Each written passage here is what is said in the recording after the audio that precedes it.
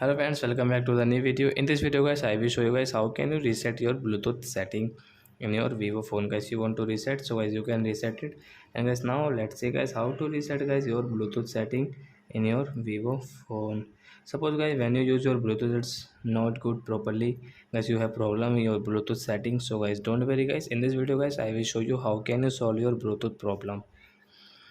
So first of all guys, open your phone setting to solve guys this Bluetooth problem. Then guys scroll it and guys click on guys about phone setting. Sorry friends, click on this about system setting guys, this phone system setting guys. Click here and guys click on reset option. Guys you can see Bluetooth and guys you can see reset setting, and guys you have any pattern, password, face lock, fingerprint, so you will have to enter guys, don't worry. So I will enter my password, and guys you can see reset setting.